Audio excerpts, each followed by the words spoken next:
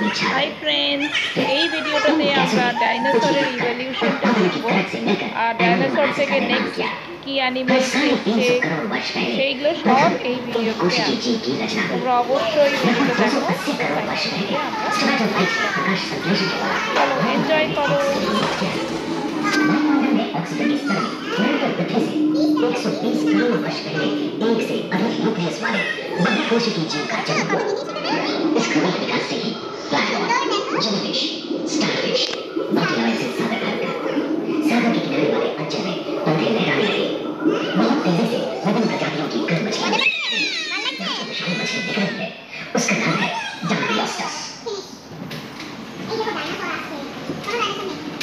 इसके बाद हमारा मुकाम होंगे डेवोनियम, कार्बोनिफेरस और पर्मियन, जिसके मुख्य और जटिल जीवन रूप थे यूमेट्रोडॉन और स्क्यूटोसॉरस, जिनका धरती पर 23 करोड़ वर्ष पहले धरती पर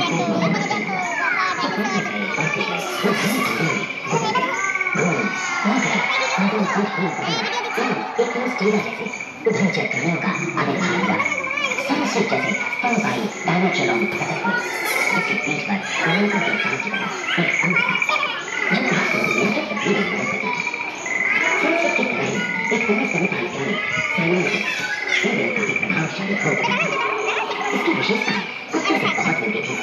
प्राय 1 मीटर तक पंख फैलाने में सक्षम दानव जैसा ड्रैगनफ्लाई, साथ ही दो चित्ते बीगल दोनों बच्चों पृथ्वी के चारों ओर फैल गए थे। धरती में पाए जाने वाले अधिकांश कोयले ही कार्बोनिफेरस युग के मृत पौधे से उत्पन्न हुए थे, जो कि धरती के अंदर दब गए थे। उन दिनों पृथ्वी के 1/3 हिस्से में एकमात्र महादेश था जिसे पैनशिया कहा जाता था। जलवायु गर्म रहती थी, भूभाग पर प्रागैतिहासिक सरस्वतों का ही शासन था, जहाँ शुष्क जलवायु के साथ खुद को ढाल रहा था।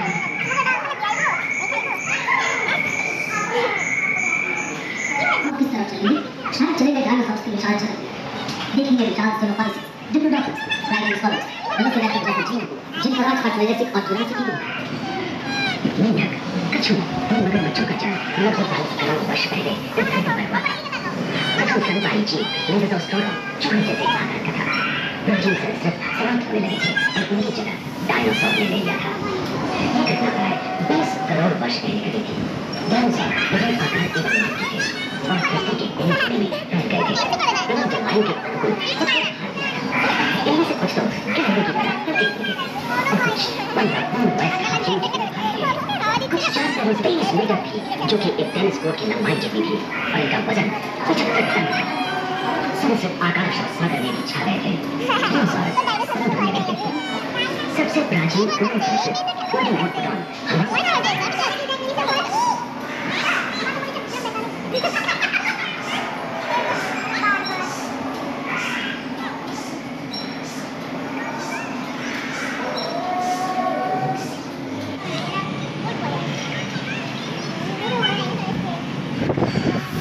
अगले 10 करोड़ वर्षों तक मानव जुरासिक के अंतिम चरण से क्रिटेशियस युग प्रथम चरण तक मनुष्य के लिए जलवायु में नमी की मौजूदगी से पृथ्वी पेड़ पौधों से भर चुकी थी। पैंजिया महादेश खंडित होने के कारण भारत एशिया की ओर खिसकने लगा था। महादेशीय पेड़ों में हलचल होने से ज्वालामुखी के रूप में लावा निकलने लगी थी। इसकी वृद्धि हुई और एक भूकंप से विभिन्न भौगोलिक आकार एवं आकृतियां निर्मित हुई। डायनासोरस के बीच पर लोगों के बाल की तरह एक पंख हुआ करता था, जिससे वो अपने शरीर के ताप को नियंत्रित करता था।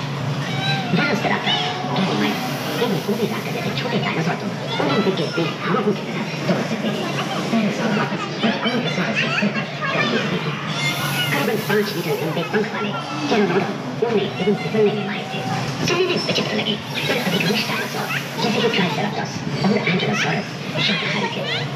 लोरेसिया और गोंडवाना नाम के 2 भूखंड महादेश में रूपांतरित हुए एवं समुद्री गर्भ के कठोर आवरण से रॉकीज एवं अन्य पर्वत श्रेणियां निर्मित हुई।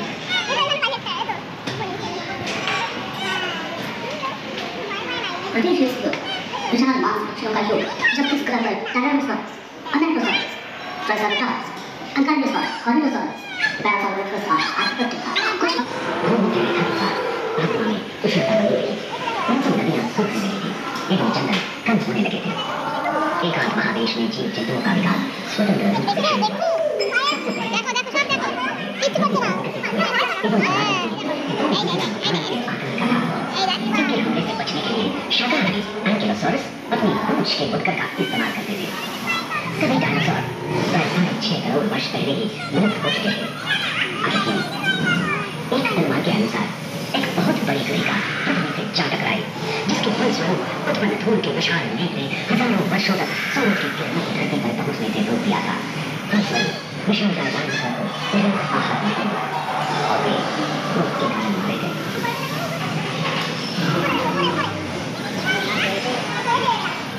मौसम के मुश्किल मिजाज और उनका बात है 25 करोड़ वर्ष तक छोटे-छोटे स्तनधारी प्राणी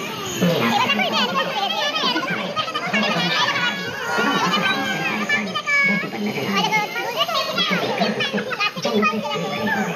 हाथी के पूर्वज और घोड़ों के पूर्वज जो आज के हाथी और घोड़ों में रूपांतरित हुए। लेमूर, टर्सियस जैसे प्राइमेट भी इसी युग में पैदा हुए। खोखले असली वाले आज के दिनों के पक्षी इन्हीं दिनों में थे। पहले ट्राइबल जैसे बड़े एवं पूर्णिम अक्षय पक्षी उन जगहों में आते थे जहाँ मांसाहारी भय स्तनधारी प्राणी नहीं मिलते थे। एक एवं बंदरों का जन्म लगभग 1 करोड़ वर्ष पहले हुआ था। इस समय ही आदिम मनुष्य का भी आविर्भाव हुआ। जंगलों में शीतलता एवं घरों पर बर्फ की चादर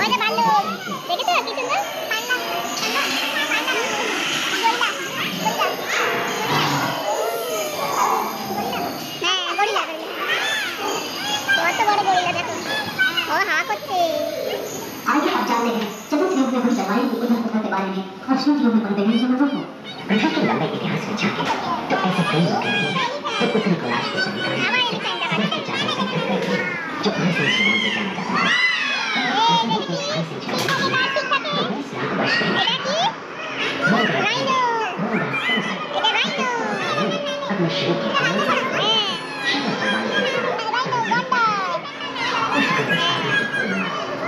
जैसे विशाल आनंद लोग मौजूद थे। सभी दूध वाले और विशाल सिंह वाले तीर जंगल में शान से चल करते सामने के ढंग से मांस को चीन में फाड़ देने की अड़चन के कारण यह समय के साथ विलुप्त हो गए।